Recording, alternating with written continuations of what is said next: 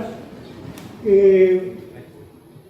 Agradezco mucho al coronel mayor Gabriel Camilli la invitación que me ha hecho para presentar su libro. Para mí es un honor hacerlo y un privilegio. Como él dice, nos conocemos hace más de 40 años, pero con la curiosidad de que el coronel Camilli nunca fue subordinado directo mío. Es decir, que el conocimiento y la amistad que hemos frecuentado a lo largo de 40 años es, digamos, extra relaciones de mando y obediencia. Ha sido por amistad y por comunidad de ideas.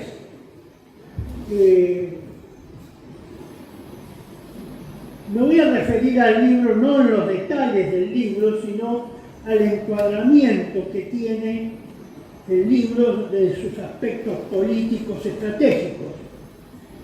Camilli lo ha desarrollado muy bien semana a semana o cada 15 días en sus escritos en el diario La Prensa. Ha ido transmitiendo al calor de lo que se informaba en el mundo, especialmente en Occidente, cuáles eran los avatares que estaban ocurriendo en Rusia. Sin embargo, eso tiene que ser puesto en un contexto político estratégico, porque de lo contrario es, digamos, si no se parte de esa concepción, difícilmente se pueda comprender cuál va a ser el resultado de esta ya hoy guerra.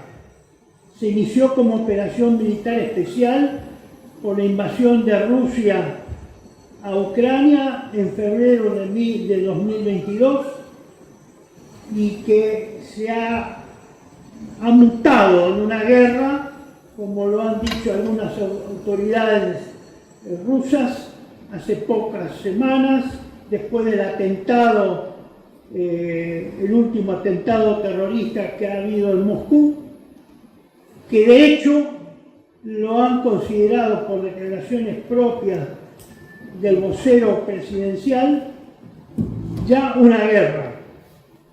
Es decir, de hecho, no todavía de derecho o jurídicamente.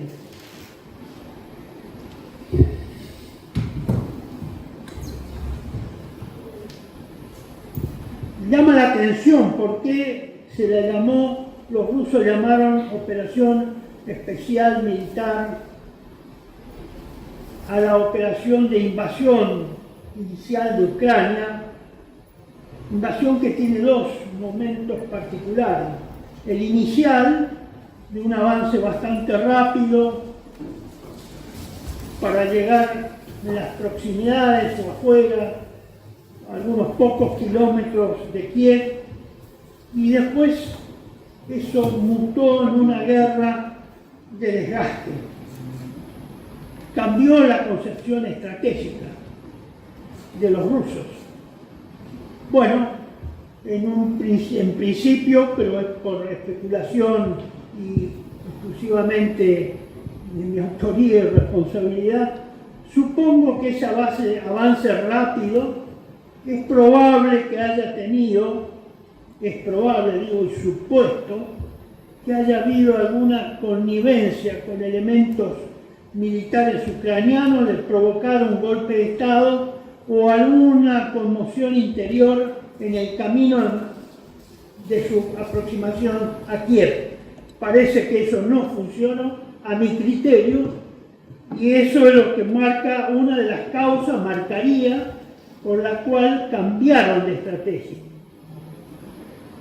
Es evidente por los distintos datos, no precisamente los publicados por los medios de comunicación prácticamente semioficiales de Occidente, de que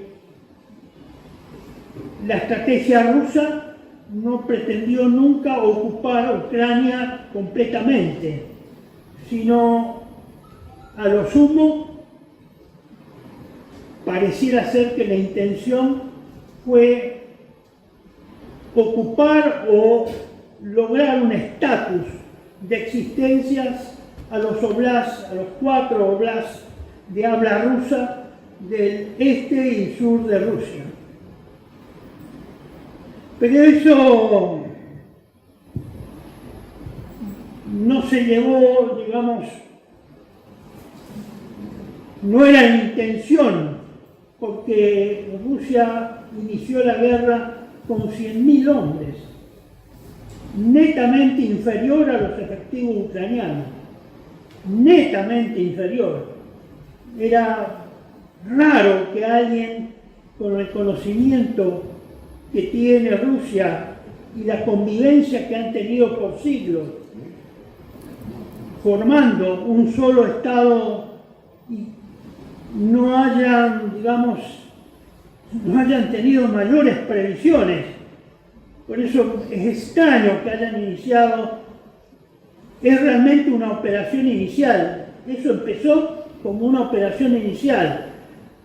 Con 100.000 hombres, en ese momento el ejército ucraniano llegaba a más de 700.000. Es raro que eso haya habido un error ahí de concepción política, estratégica y militar.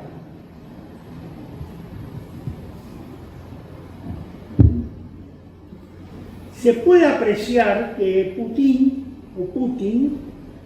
hizo una suposición falsa en su diseño de la operación militar basado en la teoría de la elección racional. La teoría de la elección racional intenta predecir el comportamiento humano basándose en la suposición de que las personas habitualmente toman decisiones en todos los aspectos, economía, política y la vida diaria, que se alinean con su mejor interés personal.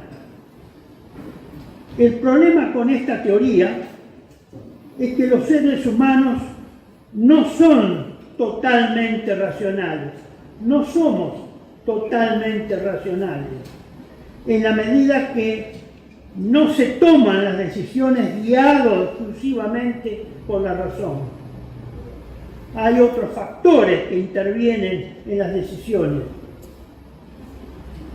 De hecho, pareciera que la mente humana es como una caja negra. Es posible observar lo que entra y lo que sale de la caja negra, pero el proceso intermedio entre la entrada y la salida, eso es oscuro, eso es opaco. No se puede determinar qué es lo que pasa, cuáles son los factores y en qué medida cada factor influye sobre los otros para tomar una decisión, porque eso no se ve, no se puede saber.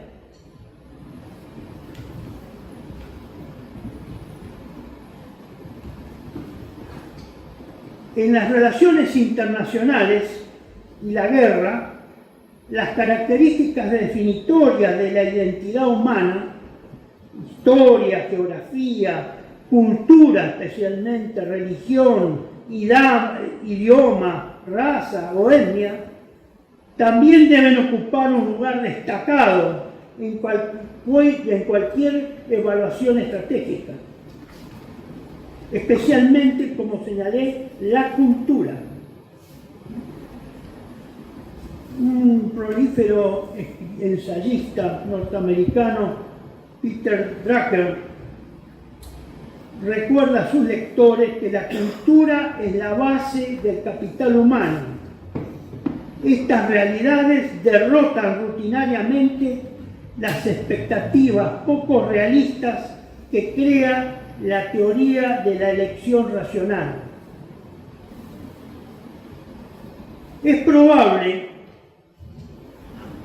que la conducción rusa, diplomática y política, haya creído que Washington y el mundo occidental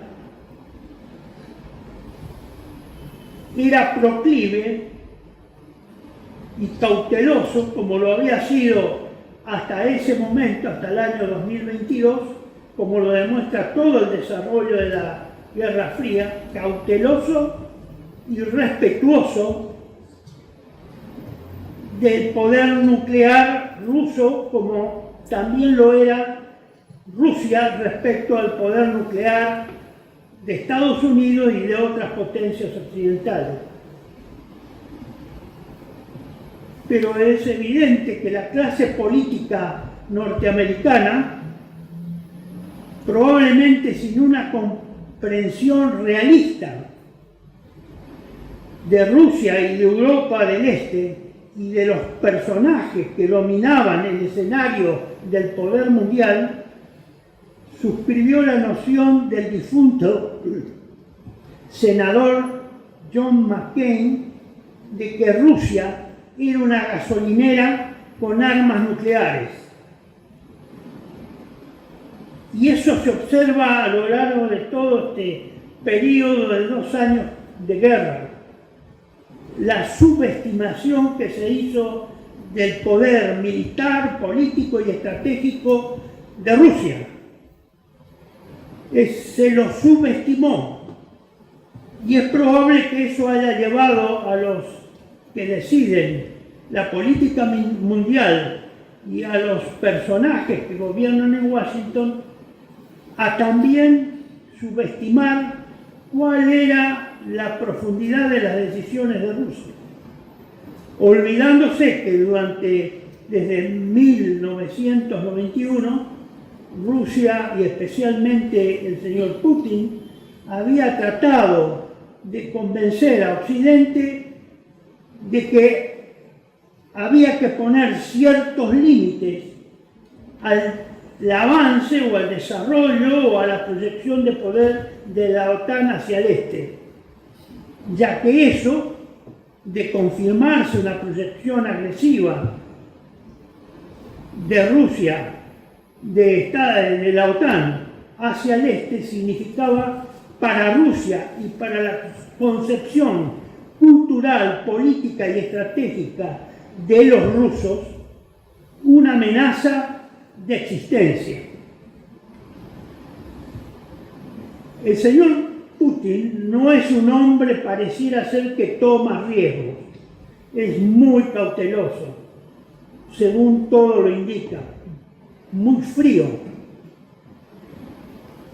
Por eso pareciera ser que abandonó el incrementalismo o gradualismo como actitud política estratégica y rápidamente, a los pocos días de avanzar en el interior de Ucrania, reorientó las fuerzas rusas hacia una estrategia operacional defensiva y de desgaste, y en el terreno táctico a una defensa elástica o móvil, una medida de economía de fuerza diseñada para minimizar las pérdidas rusas y maximizar las pérdidas ucranianas, hasta que las fuerzas rusas pudieran regresar a las operaciones ofensivas.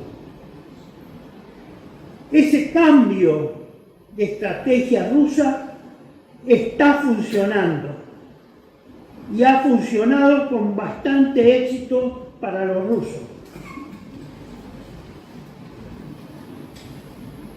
A pesar de la cuantiosa provisión de materiales de guerra sin precedente en la historia universal, de todo tipo de armamento moderno, de efectivos, de combatientes, inclusive de combatientes que cambiaron su uniforme y se pusieron el uniforme ucraniano, y aparte de mercenarios, una gran cantidad de mercenarios extranjeros, e inteligencia crítica para las fuerzas ucranianas.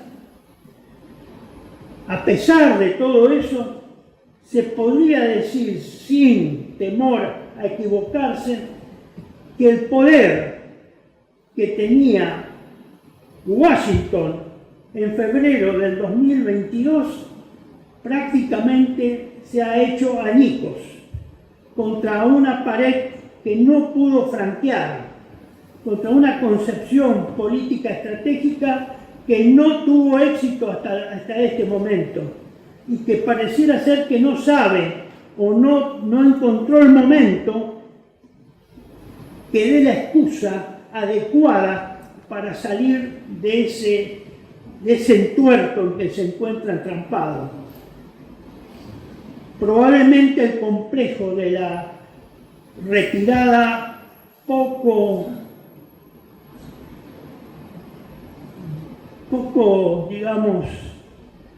habitual en la historia de Afganistán parece que debe haber mellado un poco en las concepciones de los militares y de la élite política norteamericana.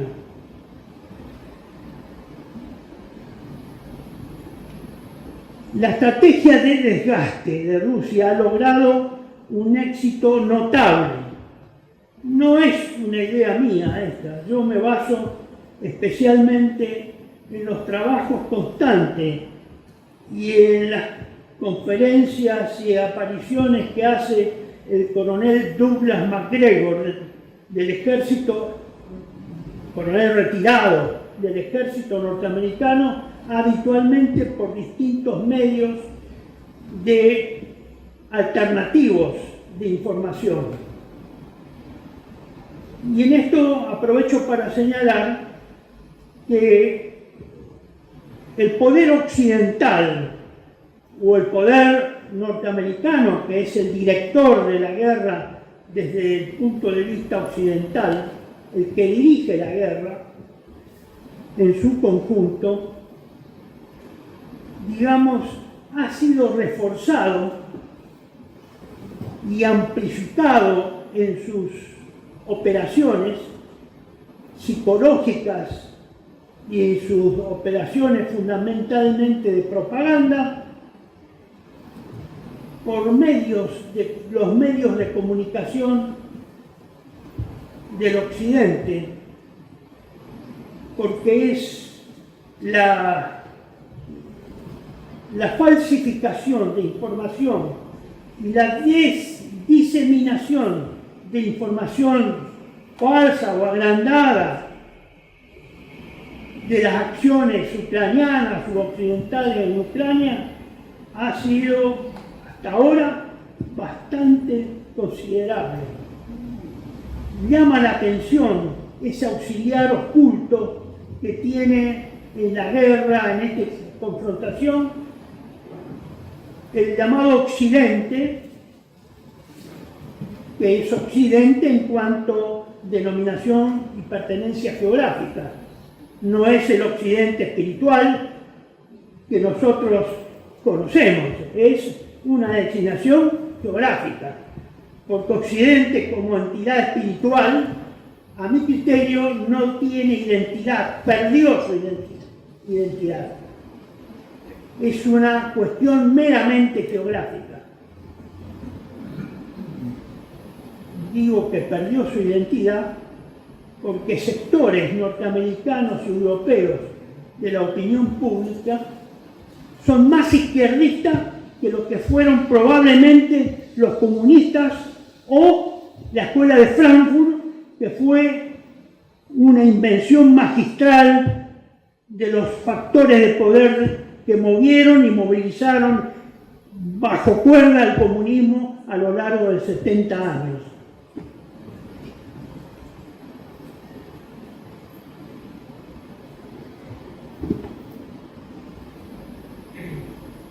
Se ha llegado a un punto en que la situación es más peligrosa hoy que en febrero del 2022. El problema es que las operaciones defensivas no ganan la guerra. Y Washington y sus subordinados y estados subordinados creen que se puede ganar la guerra con la propaganda. Sí, la propaganda ayuda a mantener la moral de la población,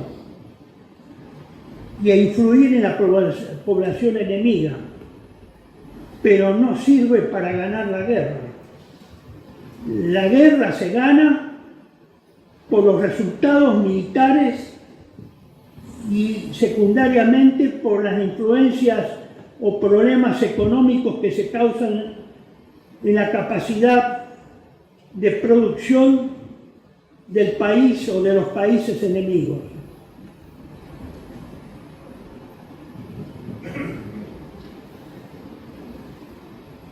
Pareciera ser, según opinión del coronel MacGregor, que los oficiales de Estado Mayor en el Pentágono,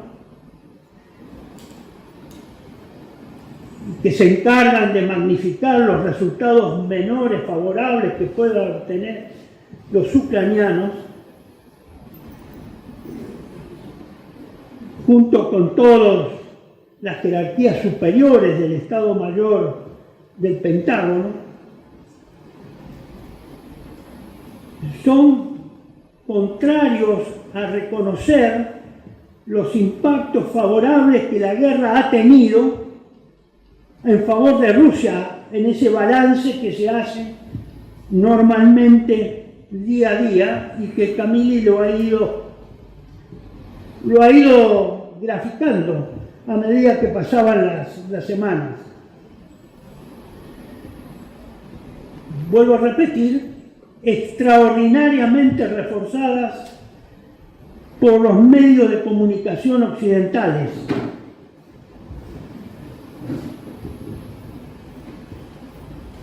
Que normalmente han considerado a las fuerzas y elementos rusos como disfuncionales, sumidos en la corrupción y la pereza, y que Ucrania puede ganar simplemente se obtiene más apoyo.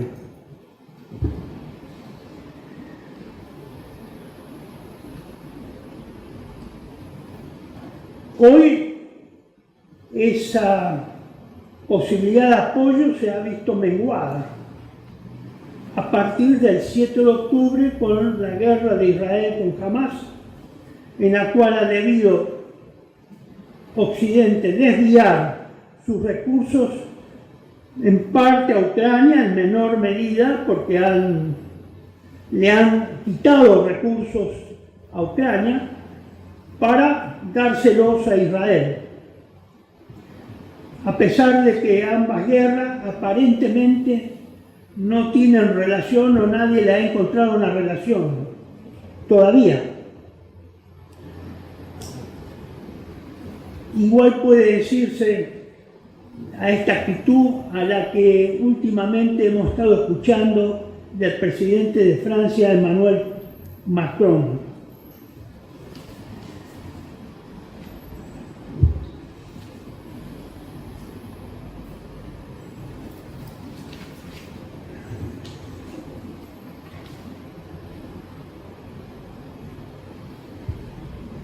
Para tocar un punto nada más, la llamada famosa contraofensiva ucraniana del año 2023, tan exacerbada en sus efectos positivos por esta prensa occidental,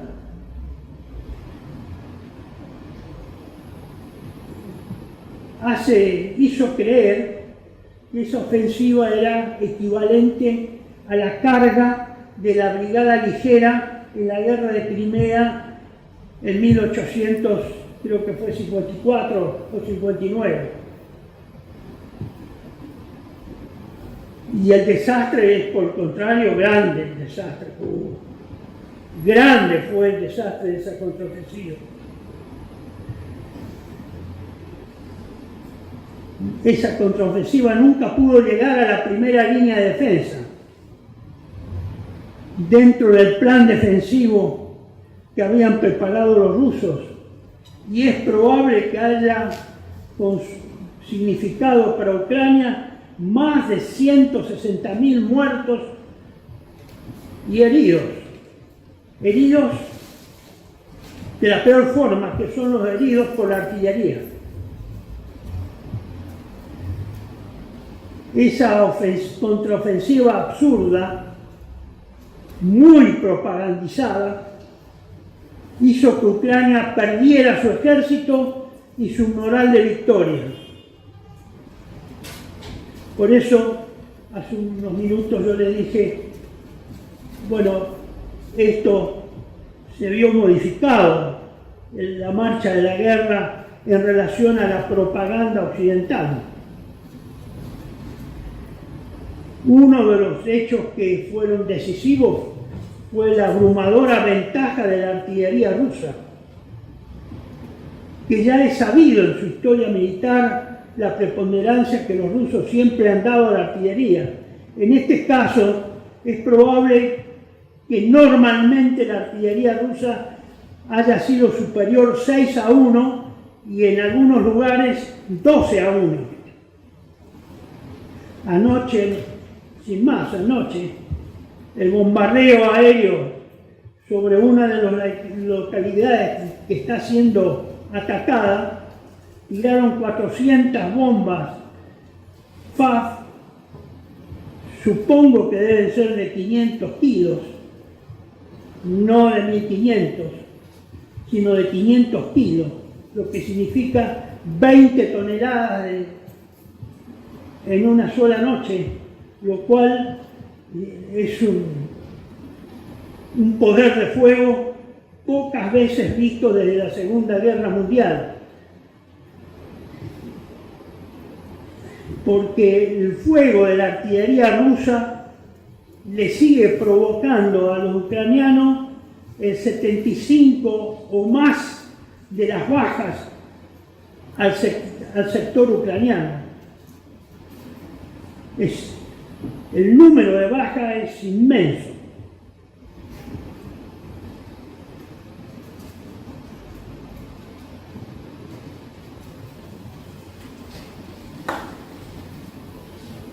El otro factor novedoso que interviene en esto fue el uso muy aceitado, muy bien realizado, muy bien preparado, y que sorprende que el Occidente no haya tenido noticias de esa capacidad rusa de organizar el sistema de inteligencia, vigilancia y reconocimiento relacionado estrecha y directamente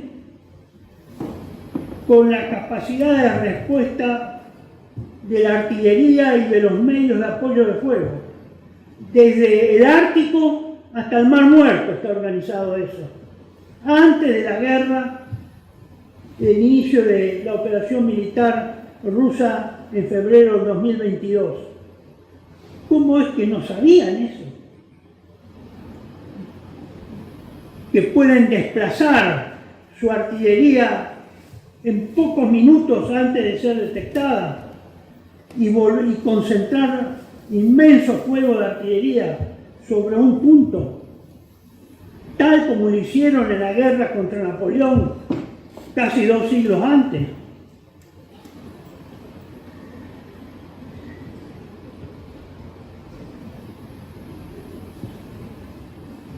Otro elemento característico fue el incremento de la actividad aérea rusa con bombarderos de precisión,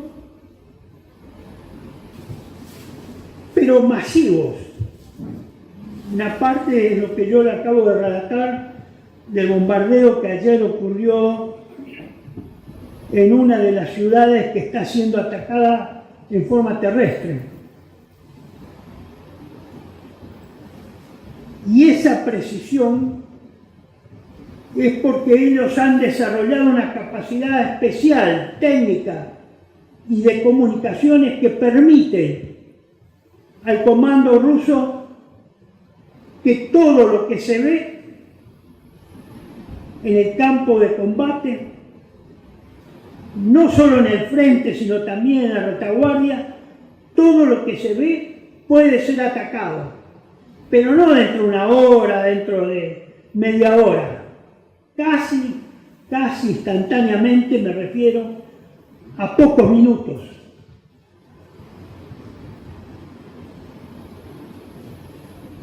Estas bombas que fueron lanzadas, o que son lanzadas continuamente, y que son de 500, 1500 kilos y 3000 ahora que empezó la fabricación masiva en Rusia,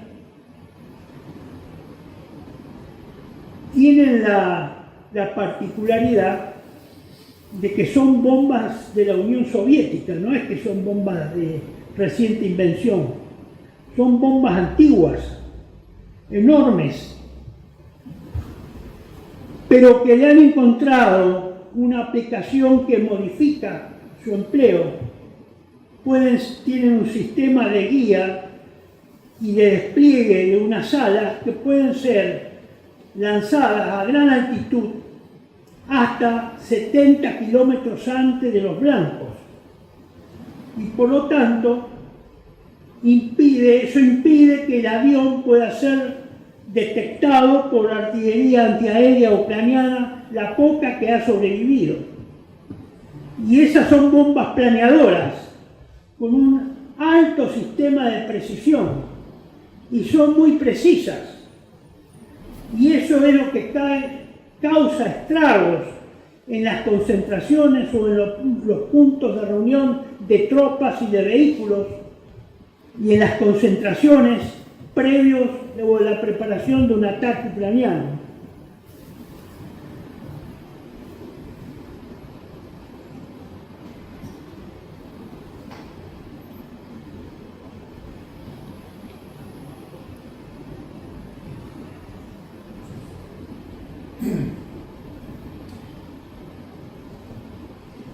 Otro de los factores que ha influido desfavorablemente en Ucrania y que no se hace notar es la carencia de vehículos blindados, porque han sido grandemente destruidos. Miles de tanques y de transportes de blindados, de personal o de infantería, miles. La falta de munición es apabullante. Occidente no tiene la capacidad industrial para producir la cantidad de munición equivalente a la que utiliza Rusia. ¿Cómo puede ser que eso haya ocurrido o no hayan sabido los Estados Mayores que eso iba a ocurrir, que iba a pasar? Pero pasó y está pasando.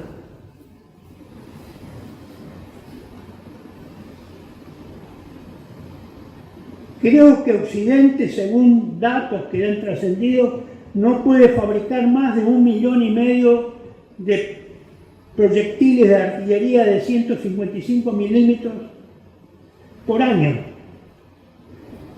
Rusia puede fabricar 4,5 millones de municiones por año en este momento, porque trabajan las 24 horas la fábrica, tiene capacidad industrial.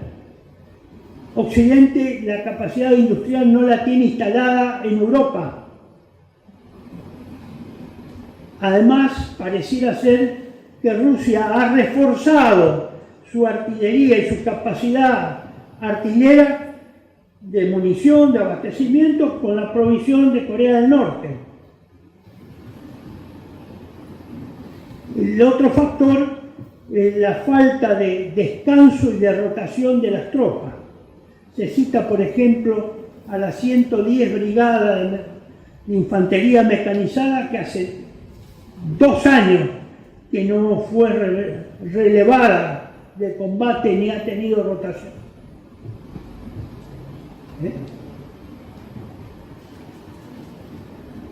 Y finalmente, nadie puede negar el heroísmo de las tropas de Ucrania.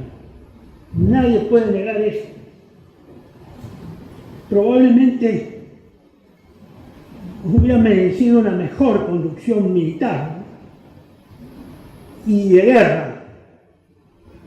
Es probable que Ucrania haya alcanzado en muertos solamente entre 450.000 y 500.000 muertos. Eso está muy escondido por la propaganda mediática de los medios de comunicación que responden al unísono como si hubiera un solo propietario y un solo director de cómo se dirige la acción propagandística o la informativa hacia el mundo y especialmente hacia Occidente.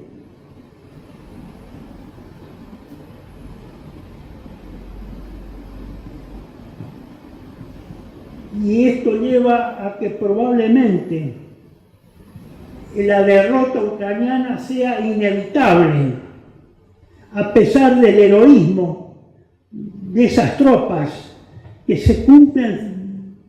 Es probable que se cumpla hasta el último ucraniano, como fue dicho al principio de la guerra, y que personalmente yo nunca pude entender qué significa eso y cómo se puede convencer a alguien que sea hasta el último ucraniano. Eso es un contrasentido de la conducción de la guerra. Parece que eso se está cumpliendo. Es como si detrás de todo esto, a mi criterio, a mi opinión, hubiera algo oculto que dirige esta guerra y que busca que Ucrania quede deshabitada, sin habitantes ucranianos. Pareciera que está por pasar eso. Ucrania va a quedar sin habitantes, como era un designio de que eso quede deshabitada, por lo menos la parte en que están las tropas en combate terrestre, ¿no?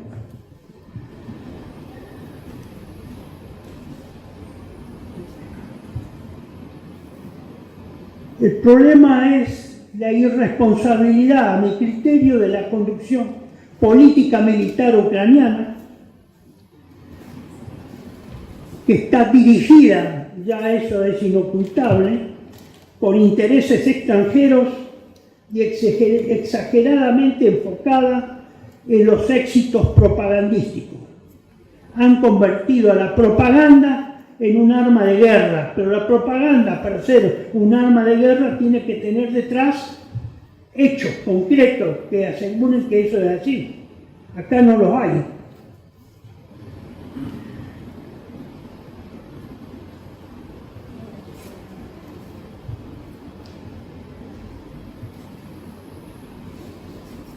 Según encuestas publicadas en Europa, menos del 10% de la población ucraniana cree que Ucrania puede ganar la guerra.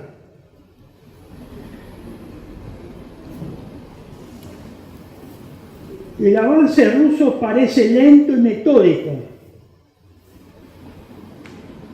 destinado a preservar y a conservar las vidas de sus propios efectivos y a destruir sistemáticamente la capacidad del ejército ucraniano.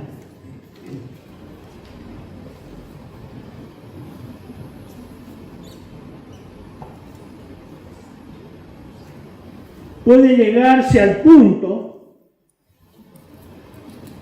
de que la derrota de Ucrania signifique una derrota estratégica de Estados Unidos y de la OTAN.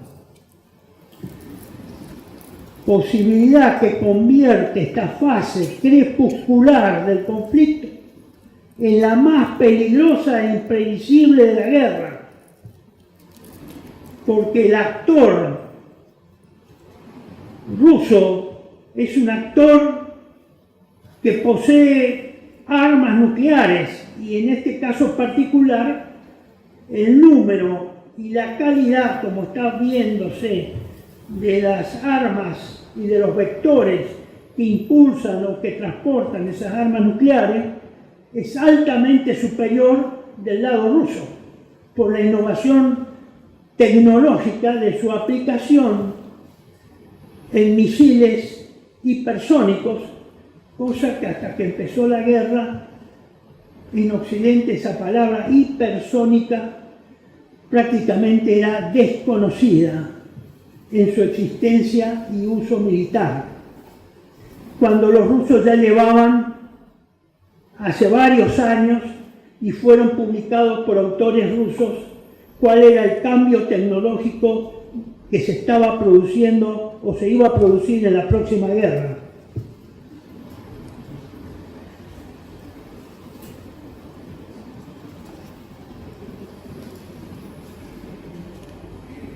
Esta idea de percibirse una derrota estratégica militar de Occidente es de imprevisible consecuencia, porque está latente la intención del uso del arma nuclear. Por eso nosotros no nos he tocado quiénes mueven esta guerra. Solamente Ucrania, solamente el señor Biden, el Partido Demócrata de Estados Unidos. Debe haber personajes mucho más poderosos e influyentes en el mundo que están dirigiendo y que es vital el triunfo sobre el sector ruso y que parece que no pueden conseguirlo por los medios convencionales. Con lo cual se está a tiro de hacer uso de lo que se tiene. Cuando uno pierde y está perdiendo y puede perder escandalosamente, y que es el uso de las armas nucleares. Digo esto parte y me permito señalar esto, porque anoche me he enterado a través y esta mañana con asombro, por eso estuve buscando mucho tiempo a ver si podía certificar esto, de que la Argentina está por entregar o está por enviar materiales de guerra a Ucrania o personal militar a Ucrania. Es decir, estamos por intervenir, pareciera ser, vaya a saber por qué misterios, intervenir en un problema que no es nuestro, en donde no hay un milímetro del interés nacional argentino en juego. Si eso es cierto, espero que no sea cierto, pero no he visto que se haya negado eso, ni nadie haya desmentido eso en el día de hoy. Así que no me extrañaría que alguna cosa rara, Argentina, rompiendo su tradición diplomática de neutralidad en los conflictos externos e internacionales fuera de nuestro continente, podamos nosotros poner algún grano de arena para aumentar el calor de ese fogón que se está incendiando hace 2 años.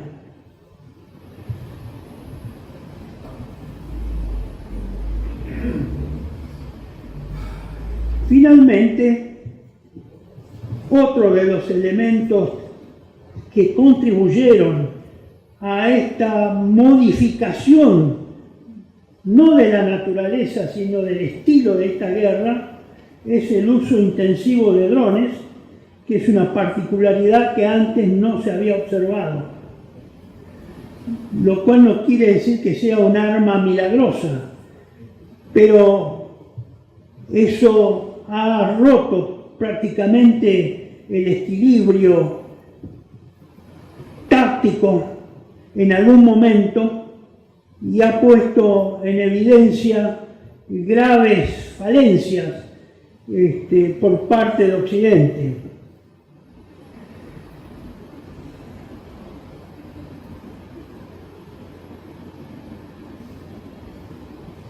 Por otro lado, hay que considerar que la guerra en Ucrania por ahora se va a decidir en la tierra y en el apoyo aeroterrestre, no se va a decidir en el mar. Es decir, es poca la intervención del factor naval o del elemento naval en el resultado de la guerra. Por lo tanto, es previsible que esta guerra y en estos días o próxima semana pueda tener algún vuelco indeseado por la actitud que tome uno u otro de los factores o de los elementos que están interviniendo en ella.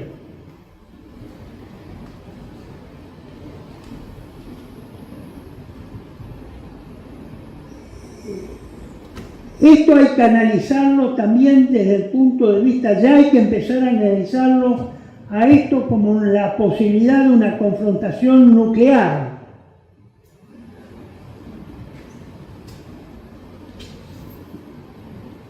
Porque los elementos están al alcance de ambos contendientes. No es una rareza, no es una osadía lo que yo le estoy expresando. Hasta ahora ha habido mucha contención y respeto mutuo, pero hay errores técnicos o errores humanos que hay que contabilizarlos dentro de los factores no racionales, como se ha dicho, no racionales.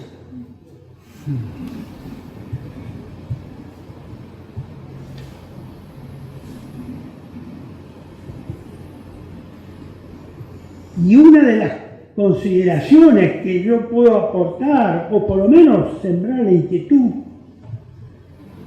a lo mejor muy arriesgada, es decir que la disuasión nuclear está fracasando, porque pareciera ser que se está provocando continuamente al sector ruso y aumentando la apuesta cada vez más, y que eso lleva, como decía, necesariamente a que finalmente alguien disponga de que se haga uso de esas armas nucleares. Hasta ahora había miedo en ambos bandos respecto a esta posibilidad. Hubo una cultura durante 70 años de que eso no iba a ocurrir. Hoy es factible que pueda ocurrir.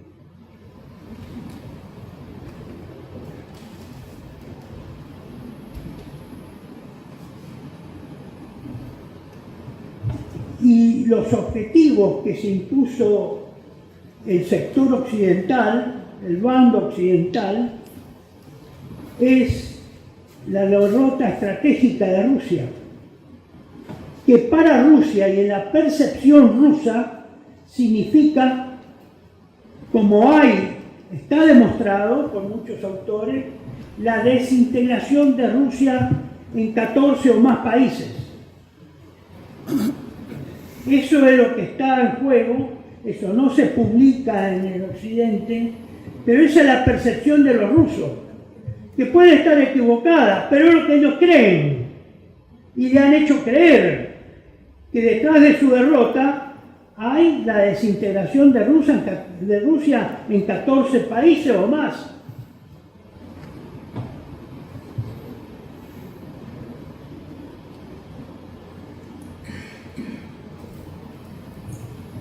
Y el hecho de que el objetivo occidental sea lograr la derrota estratégica de Rusia implica la amenaza cercana de hacer uso de la guerra nuclear, de las armas nucleares, cosa que se evitó por el respeto mutuo que hubo previamente a 2022 entre rusos y norteamericanos en sus respectivas áreas de influencia.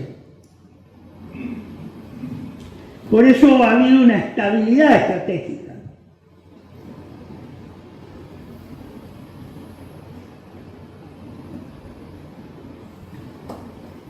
Por ahora nadie se anima a utilizar esas armas nucleares, por ahora. Pero vuelvo a repetir, hay errores y hay percepciones y hay fallas técnicas. Las máquinas no son perfectas y pueden ocasionar estos errores.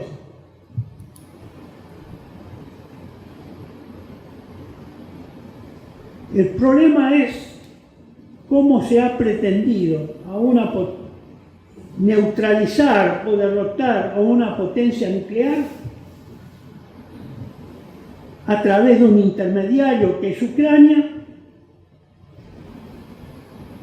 con armas convencionales o armas clásicas. Qué error grave de apreciación que ha habido. ¿Qué es lo que se esperaba que ocurriera? Las sanciones económicas a Rusia no dieron resultado. Hoy Rusia militarmente es más fuerte que hace 2 años, no menos fuerte, es más fuerte, tiene más capacidades militares. Entonces,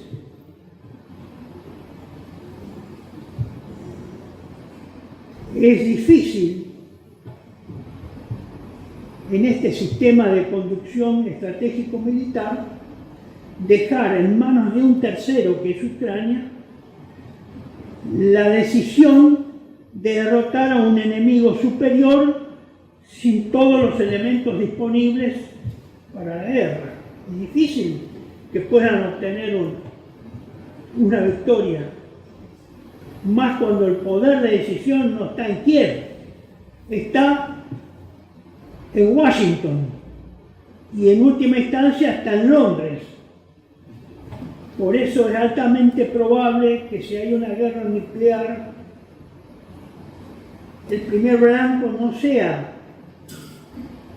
una nación de Europa continental, sino es altamente probable, según todas mis análisis y amenazas que he ido recolectando, que sea Inglaterra.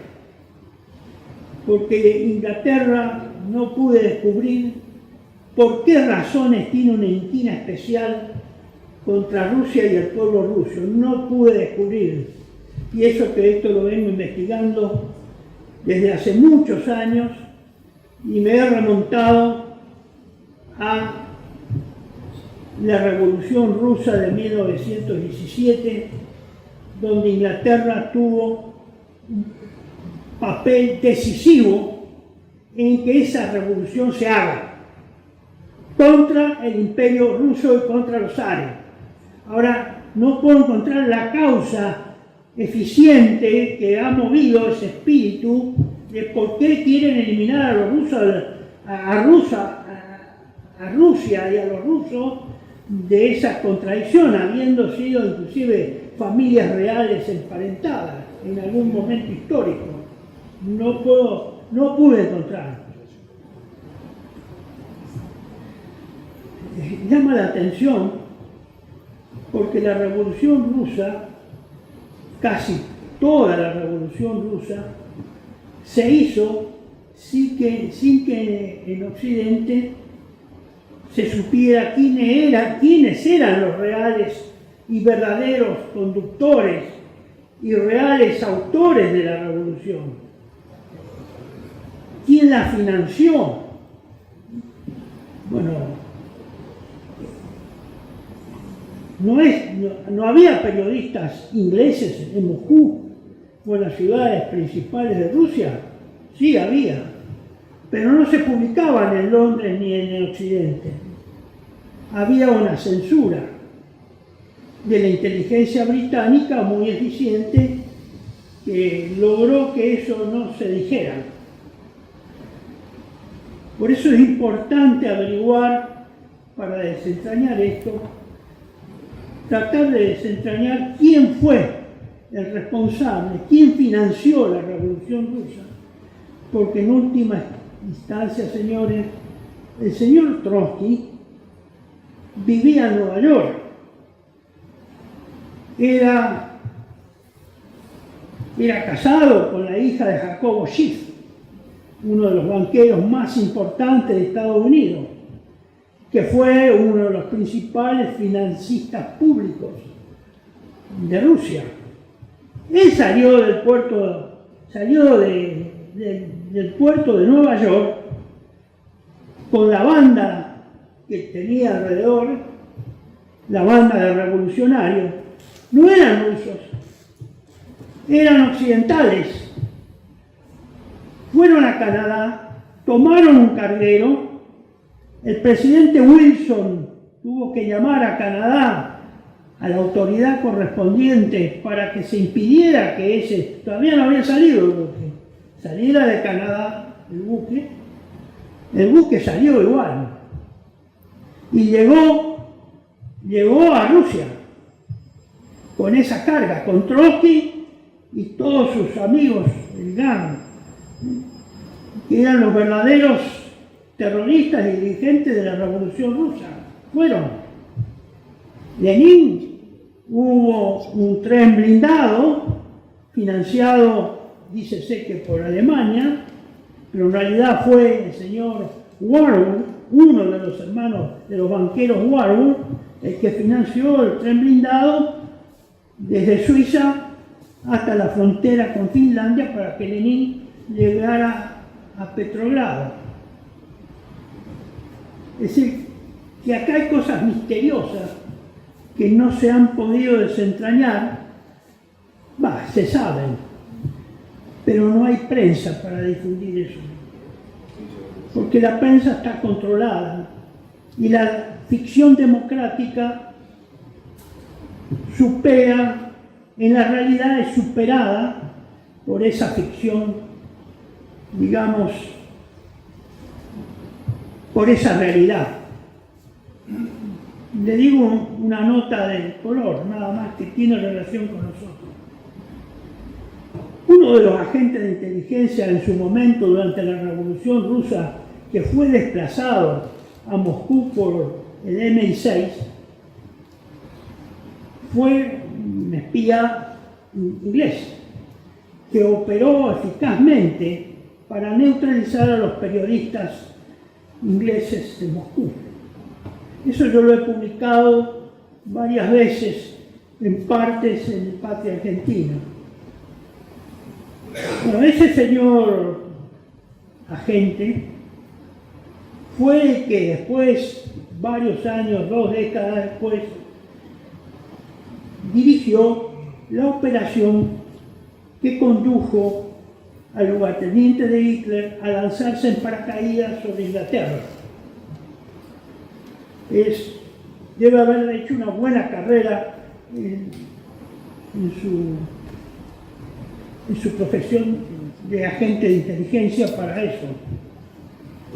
Ahora, lo que los argentinos no sabemos es que ese señor, después de terminada la Segunda Guerra Mundial, fue embajador en Argentina durante 5 años.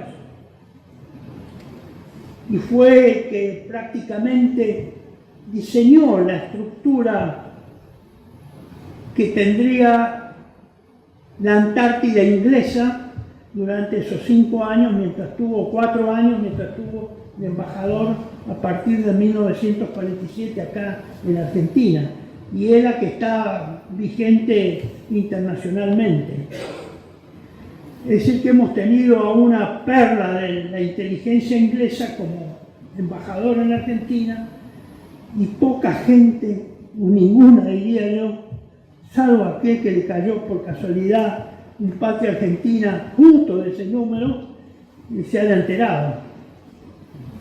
Que fue un hallazgo de casualidad, no porque esté escrito específicamente en algún lado. Estimados amigos,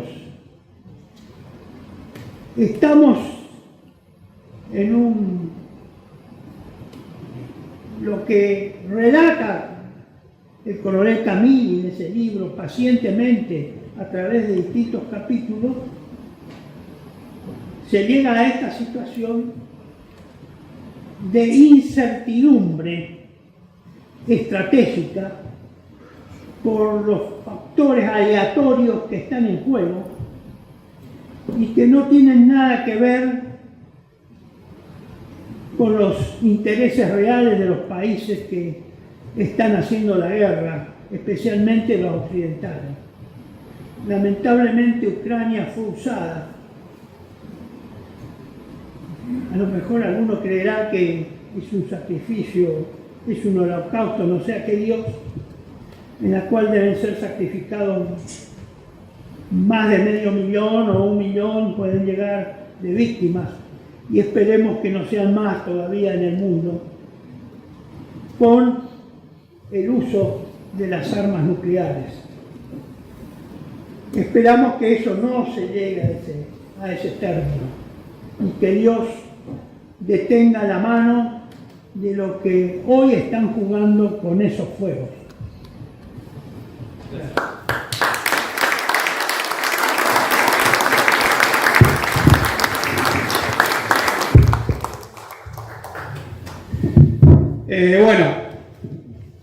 Así como el teniente coronel Alonso les dio el contexto a nivel estratégico de esta guerra, estratégico nacional, estratégico militar, yo voy a darles el contexto operacional, ¿no? El nivel operacional.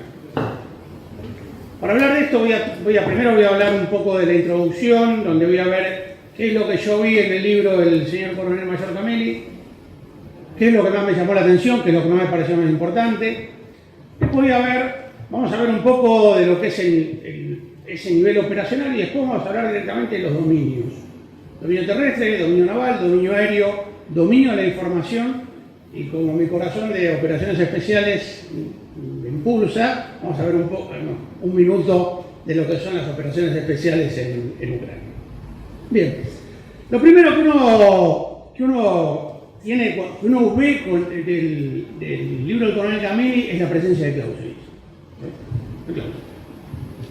Lo cual es muy importante, porque si no uno termina, ¿sí?, en las modas militares, ¿sí?, en las guerras, en la híbrida, en la cuarta generación, en la guerra simétrica, que no dejan de ser guerras, pero que han nacido de las modas que nos vienen impuestas en otros países donde decían,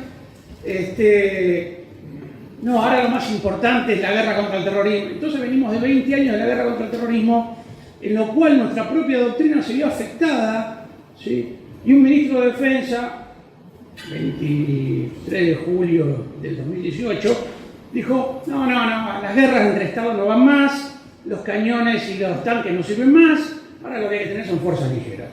Y se encaró una reorganización de las Fuerzas Armadas, tratando de tener fuerzas ligeras, donde los buques de guerra de la Armada iban a ser reemplazados por buques de patrulla, donde los tanques, por camionetas 4x4, y donde los aviones iban a ser reemplazados por aviones de transporte o aviones de apoyo logístico, lo que fuera.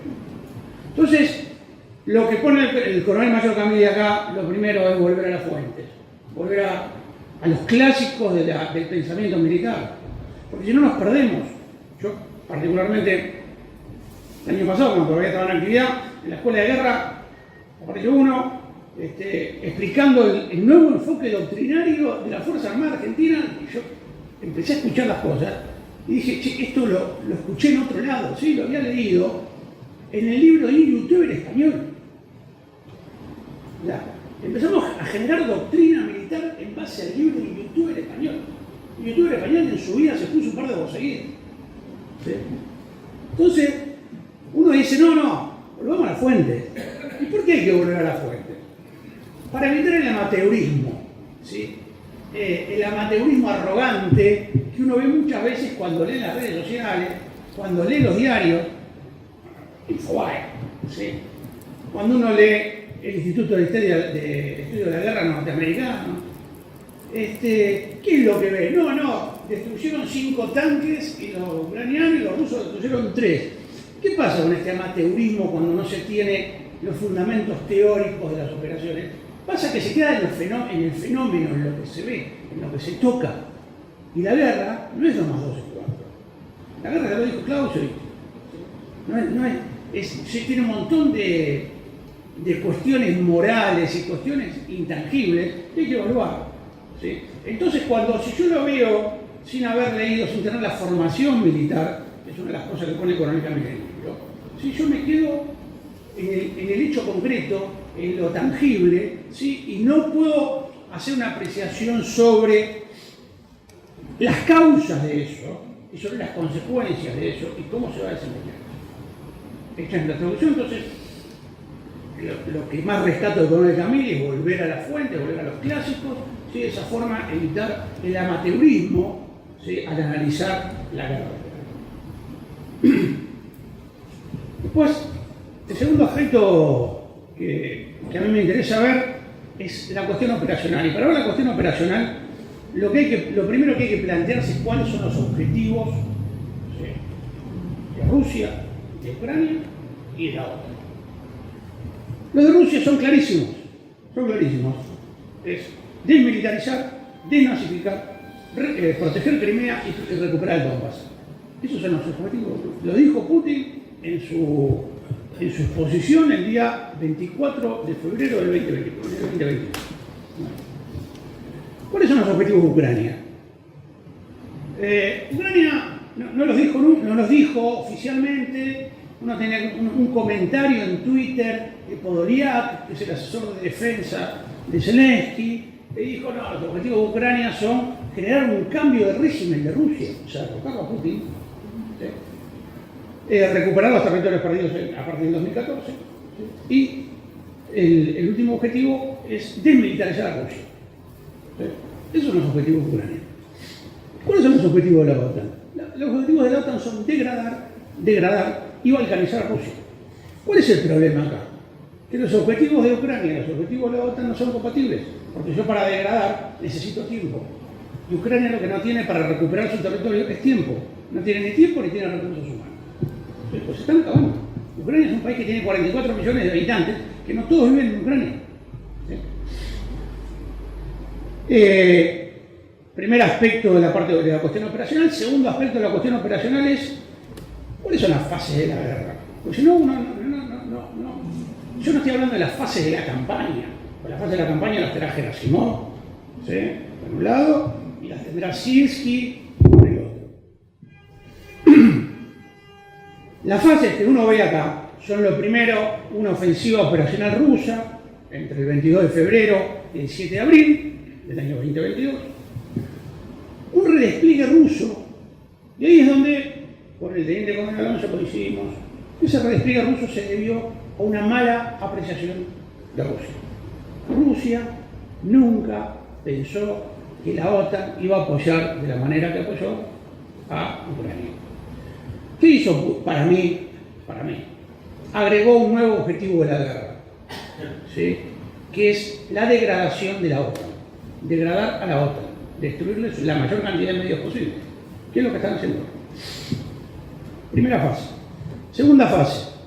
El redespliegue en función del nuevo objetivo, que yo presumo que se planteó Putin al intervenir de la forma que intervino la OTAN, fue el redespliegue. Putin dijo: no, con las fuerzas que tenemos no podemos mantener este despliegue, me repliego al norte de Ucrania, Kiev, Sumy, Kharkov, ¿sí? Y me achico en Kherson. Eso fue lo que hizo, un redespliegue. Lo que vino después del redespliegue, ¿sí? Fue que este redespliegue duró desde el 7 de abril hasta el 26 de agosto del año 2022. Después vino el contraataque ucraniano, ¿sí? En Kharkov al norte y en Kherson al sur. Y digo contraataque y no digo contraofensiva, porque la contraofensiva lo que busca es arrebatar la iniciativa al enemigo. Y acá los dos contraataques en ningún momento arrebataron la iniciativa de los rusos, porque los rusos siguieron haciendo lo que ellos tenían pensado hacer, ¿sí? Que era concentrarse en Donbass. Lo único que lograron los ucranianos fue ocupar terreno.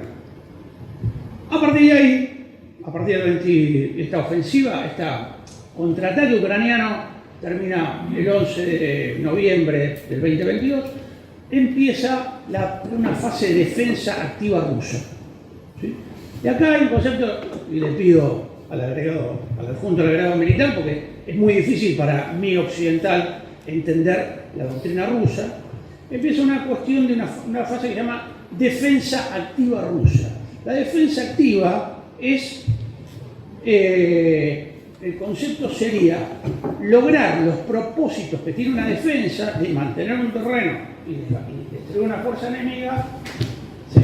pero a través de acciones ofensivas. Es por eso que nosotros vemos ahora que Rusia está atacando, que en realidad el propósito es defender, es mantener un terreno, pero a través de medios ofensivos.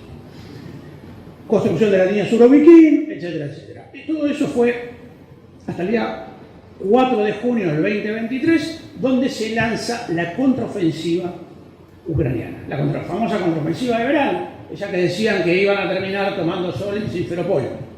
Vamos a hablar del tema. Terminó la contraofensiva el 4 de diciembre y empezó una nueva etapa de defensa activa rusa, que es lo que estamos viendo ahora. Y en algún momento va a tener que haber, como decía el teniente coronel, para decidir esta guerra, la guerra no se decide a través de la defensa, se define a través de las operaciones ofensivas. Y yo no sé cuándo va a ser la contraofensiva rusa, no tengo la menor idea, pero sí sé lo que tiene que ocurrir para que exista una contraofensiva rusa. Para que exista una contraofensiva rusa hay que degradar a las reservas que le quedan a Ucrania, las reservas compuestas por los Leopard, por los Abrams, por los Challenger, por los Bradley, por los Marder y los F-16. ¿Sí? Una vez que Rusia, y además consolidar defensivamente los flancos de la contraofensiva rusa. O sea, esas son las condiciones que tienen que darse para que Rusia pueda lanzar una contraofensiva. Vamos a ir ahora al dominio, disculpen si voy rápido, pero no quiero aburrirlo. Vamos al dominio terrestre. El dominio terrestre hay dos batallas hay muchas batallas, ¿sí? Pero dos que son básicamente decisivas, que son Mariupol, ¿sí? Y que son la contraofensiva ucraniana. ¿Por qué Mariupol? Y acá viene el conflicto con la narrativa occidental que decía que los rusos iban a tomar Kiev en 3 días. Bueno, eso no es mentira, era imposible por el propio despliegue. Lo que hizo Rusia, ¿sí?, fue amenazar Kiev y amenazar Odessa para aferrar fuerzas que, si no hubieran sido aferradas en Kiev y Odessa, hubieran ido a defender el puente terrestre en Mariupol y hubiera impedido que Rusia se comunicara por vía terrestre, ¿sí?, entre Rostov del Don y la península de Crimea. Ese es el principal efecto estratégico de la primera fase de la campaña rusa: conquistar el puente terrestre. No era conquistar Kiev, no era conquistar Odessa. Los ataques contra Odessa y Kiev eran exclusivamente para aferrar fuerzas, y de otra forma, esas 12 brigadas que estaban dando vueltas por ahí hubieran ido a defender Mariupol y Rusia no hubiera podido conquistar el puente terrestre. Y la segunda fase, la segunda batalla decisiva, es, mi modo de ver, la contraofensiva ucraniana. Contraofensiva que se basó en la tremenda subestimación de los ucranianos y de la OTAN hacia los rusos. ¿Sí?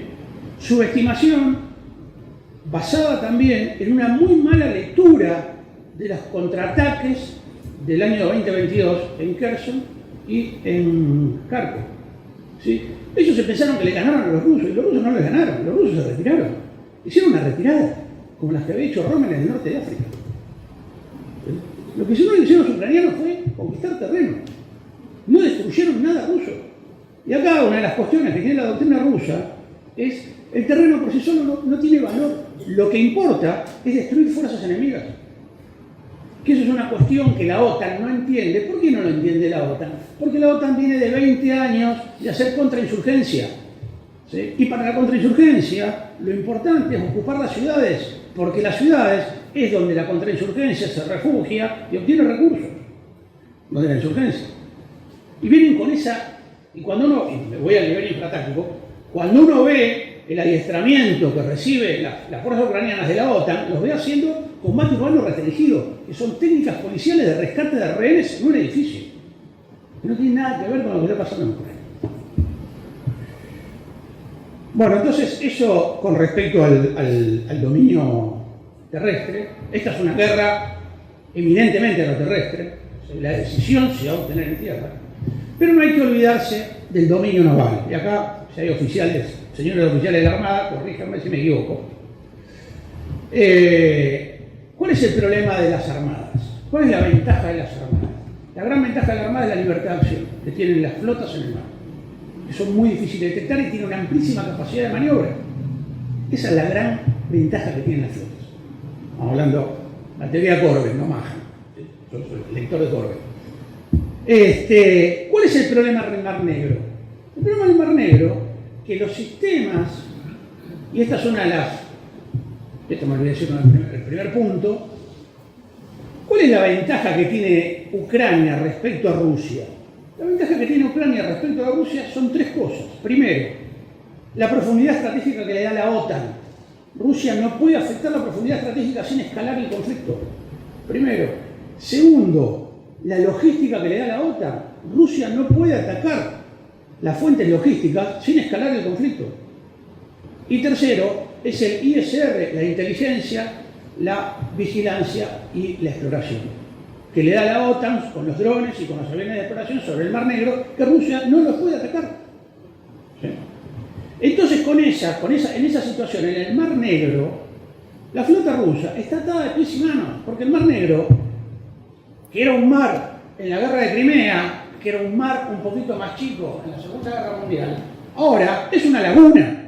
¿Por qué? Porque está cubierta por todos los medios de inteligencia occidentales y está en el alcance de todas las armas occidentales, tanto misiles como drones navales.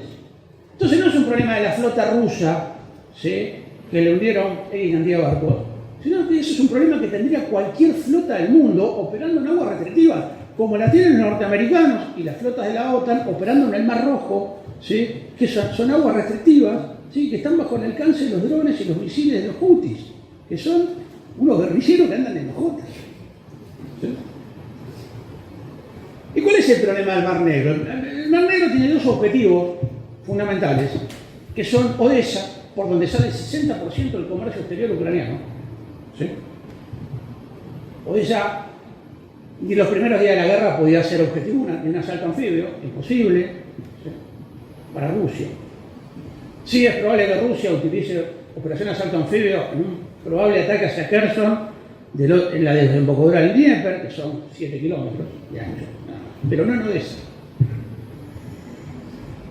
Y a pesar de eso, con el asesoramiento británico, porque lo dijo el comandante en jefe, el jefe de Estado Mayor británico, que están asesorando, los que asesoran en la estrategia, en las operaciones navales en el Mar Negro son los británicos.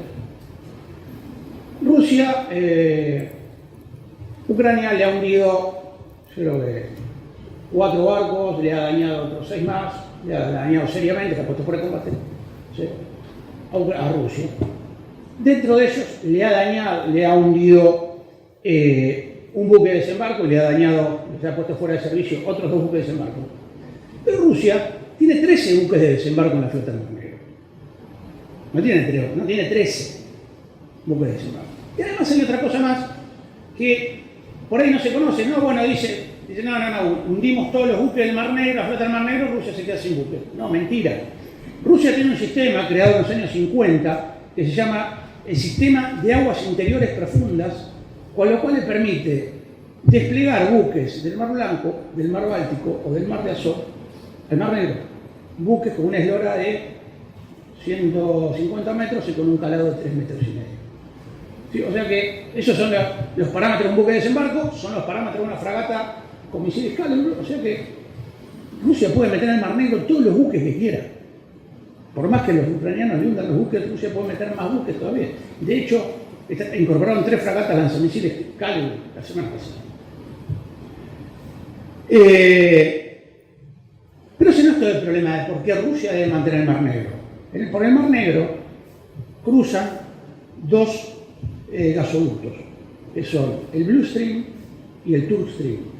Esos 2 gasoductos que corren desde el Mar de Azov hacia Turquía, ¿sí?, son objetivos estratégicos, porque lo que quiere hacer Ucrania es destruir esos gasoductos para afectar económicamente a Rusia, de la misma forma que destruyeron el Nord Stream en el Mar Báltico. Es por eso que la flota rusa sigue manteniéndose en el Mar Negro y no se queda en el puerto. La flota rusa sigue patrullando las áreas por donde están el Nord Stream y el Turk Stream. Porque el Turk Stream, le da gas a Hungría y a Serbia. Y el Blue Stream le da gas a Turquía. Y acá nace una cuestión más, que dice, ¿y por qué la OTAN no refuerza con buques, ¿sí?, de guerra a Ucrania. Si los puede traer desde el mar Báltico, por el Rin, ¿sí?, por el Danubio, ¿sí?, hay un canal, así. Y eso es porque, para que pasen buques de guerra por ese Rin y el Danubio, por esos canales, tienen que tener la autorización de todos los estados ribereños. Y uno de los estados ribereños es Serbia, que salió de Rusia. Y si nosotros nos ponemos a pensar, ¿qué fue lo que pasó con Serbia en noviembre y diciembre del año pasado? Hubo intento de una revolución de colores para derrocar al gobierno serbio y poner un gobierno pro-occidental. ¿Sí? Todo coincide. ¿Bueno?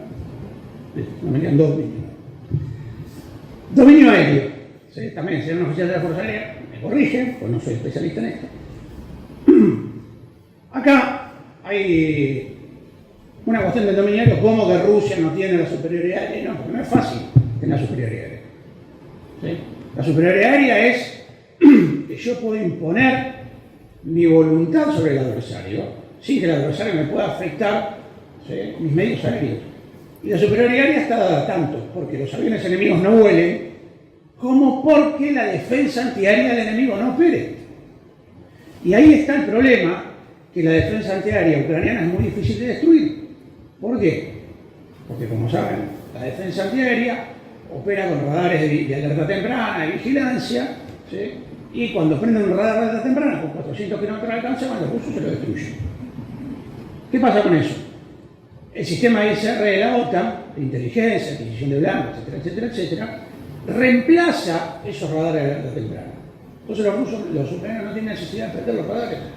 Lo único que hacen es, cuando le avisan que hay un vector que está entrando en espacio aéreo, ¿sí?, los ucranianos lo único que hacen, prenden el director de tiro y abren fuego. Y esos son segundos.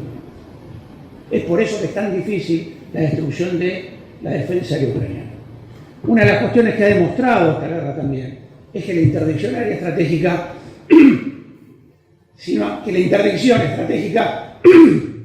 si no hay tropas terrestres, no es del todo eficaz. Los ucranianos y los rusos se han cansado de bombardear las líneas de comunicaciones del adversario y la logística sigue fluyendo. ¿Sí? Bueno, vamos a... Me queda un dominio de las operaciones especiales, nada más. El dominio de la información. Bueno. Rusia abandonó el dominio de la información estratégica porque se dio cuenta, ¿sí?, de que no puede competir con la CNN, no puede competir con la BBC. No puede. Con RT no puede competir. Otro aspecto en el nivel táctico, sí son mucho más activos los rusos. Pero ¿qué pasa? Ucrania, a partir del fantasma de Kiev, un invento, a partir de la abuelita que derribaba aviones rusos con jarras de pepinos, ¿sí?, es verdad, no lo invento, ha perdido, no sé por qué, hice curso de operación psicológica en Colombia ya en 1998. Cuando uno pierde la credibilidad en materia de operación psicológica, operación de información, no se recupera más. ¿Sí? Y es lo que está pasando con los NAFO. Los NAFO son todos los combatientes de redes sociales que tiene Ucrania. ¿Sí? ¿Qué es lo que pasa? Las redes sociales me sirven para la táctica. Me sirven para la táctica, para un hecho táctico. Me sirven para una campaña presidencial, por un término político. Me sirven para una batalla, para una ofensiva. Pero si la acción en las redes sociales, en las operaciones de información, no está acompañada de éxitos reales, ¿sí?, sea batallas ganadas, ¿sí?, sea, por ejemplo, una campaña política, sea que se cumplen las promesas de campaña, esto fracasa. Esto fracasa. Porque las operaciones de información, o la propaganda en general, la propaganda debe apoyar a las operaciones y no las operaciones apoyar a la propaganda. ¿Qué es lo que están haciendo los ucranianos? Y se equivocan en eso. ¿Sí? Montan operaciones, como fue el ataque a Crocus, como fueron las incursiones hacia el territorio ruso, para sacarse la foto y subirla a TikTok. ¿Sí? Y acá rápidamente pasamos referido a esto, a las operaciones especiales ucranianas. Los rusos, Las operaciones especiales rusas, digamos que para mí que soy comandante de operaciones especiales, uno puede decir, che, pero están haciendo trabajo de infratáctico. Están haciendo trabajo infratáctico porque ese es el trabajo que tienen que hacer. Y han hecho acciones importantes, como una emboscada, la 22 Brigada Spetsnaz, que ha destruido prácticamente una brigada blindada ucraniana, en Zaporizhia, con los Leopard, con los Bradley, con todo. Ha hecho una operación de gran importancia atacando a través de túneles a Avdiivka, ¿sí? Que por eso caía Avdiivka, por esa operación, por los Spetsnaz rusos cavan un túnel de 1400 metros, ¿sí? Y aparecen detrás de la defensa de Avdiivka y ahí la defensa de Avdiivka colapsa. Y eso es lo que hacen los rusos. Sencillo. ¿Qué hacen los ucranianos? Los ucranianos hay un divorcio, ¿sí? Una de las cosas que nosotros en el Comando de Operaciones Especiales decíamos, siempre las operaciones especiales deben estar en apoyo a las operaciones del teatro de operaciones o a las operaciones del nivel estratégico militar. Siempre. No pueden estar desvinculadas unas de otras. Bueno, ¿Ucrania qué hace? Ucrania ha tomado todos los vicios del Delta Force, del Team Six, del SAS, todos los vicios de pretender ser una fuerza armada aparte, ¿sí? De pretender ser una fuerza armada aparte, y hacer sus propias operaciones. Cuando el Servicio de Inteligencia ucraniano ataca el puente de Crimea, no hubo ninguna acción del teatro de operaciones para explotar ese éxito. Cuando ahora el GUR, el Servicio de Inteligencia ucraniano, del cual dependen todos los medios de operaciones especiales, ataca a Rusia, ataca a Belgorod, ataca a Kursk, no hay ninguna acción del teatro de operaciones ucraniano que acompañe eso. Están totalmente descoordinadas las operaciones especiales con las operaciones del teatro. Bien. Sí, bueno, nada más, las preguntas las dejamos para aquí.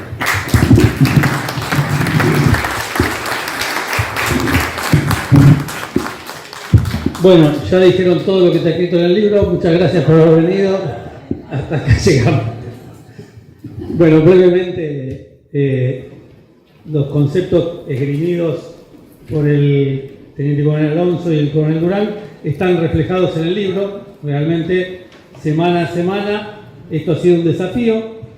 Yo pedí mi retiro como director de la Escuela de Guerra Conjunta el 1 de febrero del 2022 y pensé que me iba a dedicar a estudiar alemán de vuelta, a dedicarme a otras cosas, y el 22 de febrero, o el 24, perdón, de febrero, en la playa con arenita en los pies y el mar, me desayuno con la noticia de la operación militar especial.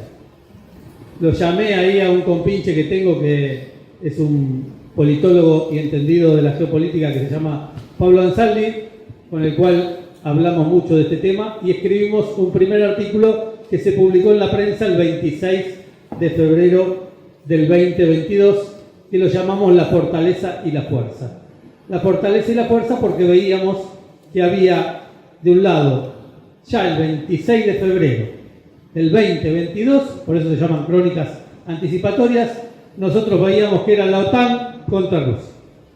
Y yo había vivido en la OTAN porque era agregado de defensa en Alemania, Austria y Suecia durante 2 años y había visto la Europa opulenta, decadente, sin valores, con fuerzas armadas ricas, poderosas en medios, pero con valores morales y espirituales que dejaban mucho que desear. La ilusión que tenía cuando fui destinado a Alemania en ver a la Wehrmacht o ver los valores, no por los valores nazis, sino porque los militares nos gusta Guderian, von Manstein, Rommel, eso es lo que esperaba encontrar. Bueno, no encontré nada de eso. Nada. En 2 años nada. Con ningún oficial alemán pude intercambiar un parecer sobre las Ardenas o sobre África. Nada. No sabían nada. Y entonces fui descubriendo esa realidad. No se olviden que entre 2016 y 2015 está el 2014. De 2013 y 2016 está el 2014. El 2014 fue la operación de Crimea. Entonces ya empecé a palpar, estando in situ en Europa, cómo venía la mano con esa operación. Entonces me empecé a interesar. Por lo tanto, era un desafío, el 26 de febrero, tener que hablar de esto. Y segundo, ante lo que dijeron acá ambos de mis antecesores, el chanterío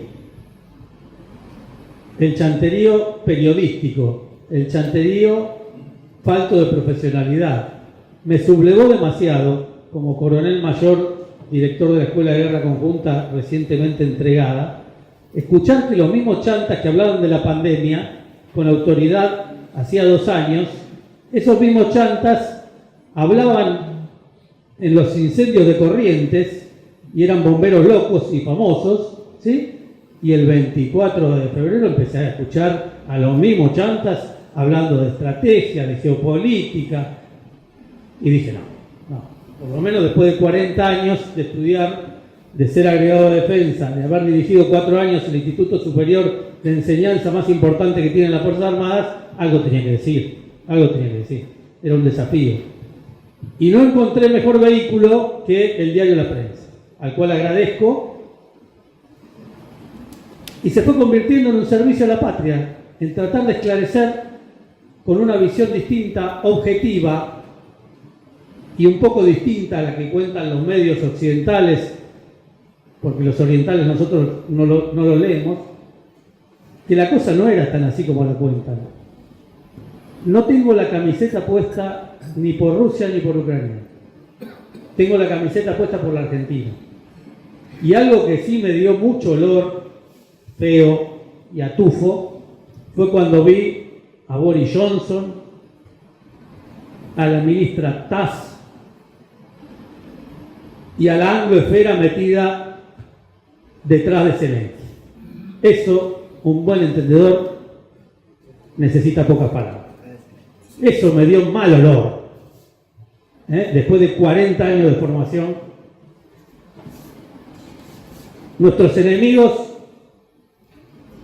estimados amigos, es la angloesfera. Nuestros enemigos mantienen una provincia ocupada de la República Argentina. Yo no me puedo olvidar de eso.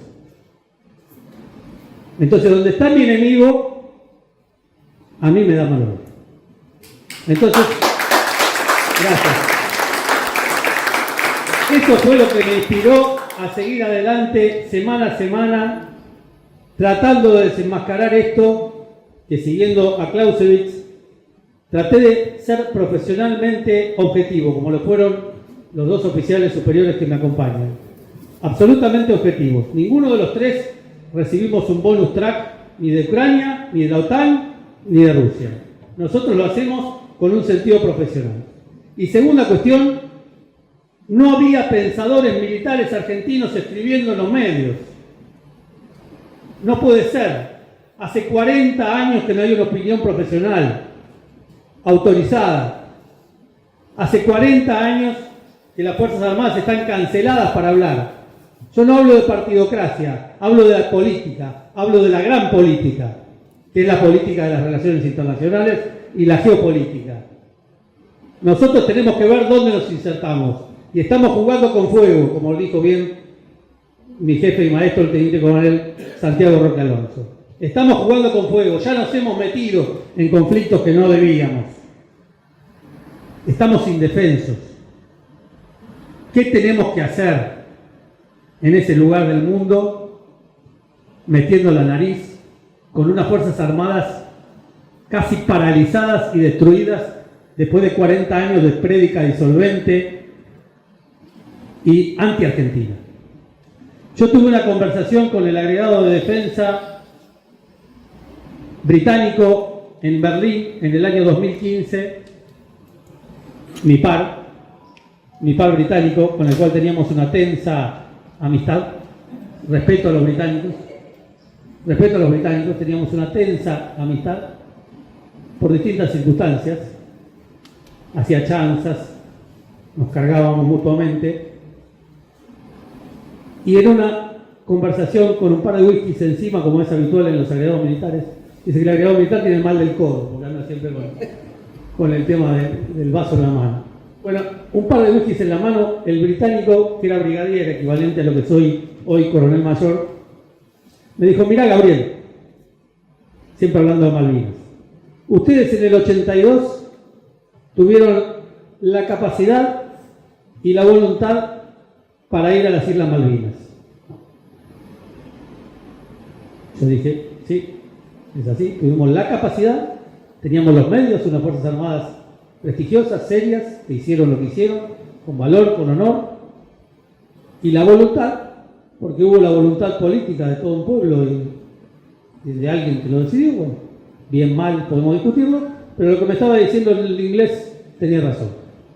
Me dice, y me miró fijo a los ojos, obviamente lo miré yo a él, y me dijo, la voluntad nosotros no la manejamos, pero la capacidad sí. Y nosotros nos vamos a asegurar que ustedes no tengan nunca más la capacidad para volver a Malvinas. Con lo cual me corrió un hilo de frío desde la nuca hasta saben dónde. No podía poner cara de nada, puse la mejor cara, la tanada igualmente me sale y no la pude ocultar. Mis ojos encendidamente enojado. Le dije, bueno, veremos, Dios dirá cómo se termina esta partida. Pero el inglés me lo dijo en el año 2015 mirándome a la cara. Y desde esa época, hace 40 años, que nosotros no podemos remontar los medios militares. Segunda anécdota y última, siendo agregado de defensa también en Suecia, tuve el alto honor de negociar la compra de los aviones Gripen, la posibilidad de compra de los aviones Gripen, año 2015, que son los aviones que produce la Saab de Suecia, que ha comprado Brasil. En mi primera visita oficial a Estocolmo, el Ministerio de Defensa de Suecia es muy chiquito, son 150 personas. El viceministro de Defensa me dijo, mira, ¿por qué no hacen ustedes, 2014 cuando me presento cartas credenciales, digamos? El viceministro me dice, mira, ¿por qué no hacen como hacen los brasileños? Que van a comprar 36 Gripen. Ya estaban los brasileños embarcados en la compra. Ustedes compren 24, son 60, si no me falla la infantería y la matemática, bajamos los precios y todos nos beneficiamos. Muy bien.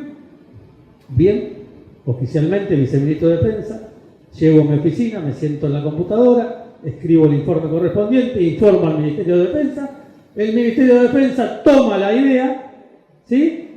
Pueden buscar en el Google, cualquiera, Gripen 2015, compra de Argentina. A las 2 semanas o 3 leo en el diario La Nación de la Argentina intentará comprar 24 aviones Gripen. Dije, la pegué. Digo, voy a intervenir en una cosa importante con el amor que tengo hacia la Fuerza Aérea y ver a nuestra Fuerza Aérea sin avión de caza. Digo, qué bueno, siendo agregado aeronáutico y no siendo de la Fuerza Aérea, me sentía contento como argentino. Que íbamos a tener de vuelta 24 aviones caza de primera generación. Fenómeno, salió en los diarios, búsquenlo en Google para ver en qué no le miento. No va a decir Camili porque no sale el nombre mío, pero me sentía orgulloso. Pasaron 2 meses, me llaman a Berlín desde Estocolmo, me dice, la primera vez que venga de vuelta a Estocolmo, por favor, pase por el Ministerio de Defensa para charlar algunos temas. Bueno, fenómeno. Volví a Estocolmo 2 o 3 meses después, me agarraron 2 oficiales de la Fuerza Aérea Sueca, los cuales conocía, y me dijeron, Gabriel, lo tuyo... Sí. Yo dije, ¿qué significa lo tuyo? Y me dice, los ingleses vetaron que nosotros le vendamos a ustedes los aviones Gripen. No se lo contaron a otro, se lo contaron a este personaje que está acá hablando. Entonces, me volvió a la mente lo del inglés, la capacidad y la voluntad. Entonces, esto también fue motivo para obligarme a seguir este conflicto, a seguir esto, con una visión de enseñanza y tratar de tirar todas las semanas un centro para que alguien agarre para la defensa nacional. No hay interés espurio ni ningún otro interés. Cada semana, día a día, voy viendo qué le puedo sacar a este conflicto para la Argentina, para las Fuerzas Armadas de nuestra nación. Esa es la única motivación que nos mueve. Y además, para cerrar y terminar y agradecerles a ustedes esta paciencia, les quiero anunciar que hoy vamos a Manifestar que desde hoy y con este acto, bajo el liderazgo del teniente coronel Santiago Alonso y junto al coronel Durán, vamos a dar lanzamiento a algo que se va a llamar Núcleo Argentino del Pensamiento Militar. E invitamos a todos los pensadores militares que quieran sumarse a esta patriada a formar parte del Núcleo Argentino del Pensamiento Militar que acabo de fundar en este mismo momento.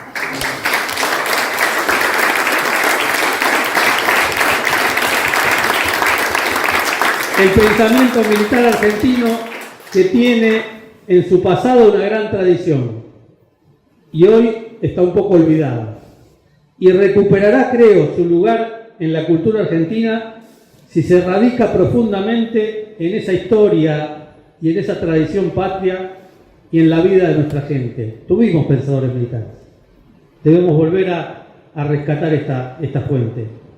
Nosotros no somos ajenos a los problemas que vive la nación y nuestro objeto de estudio de este núcleo de pensamiento va a ser la estrategia militar, que es parte de la estrategia nacional, aunque no lo quieran entender algunos. Y esta estrategia nacional y esta política nacional es para el bien común, si no, no es.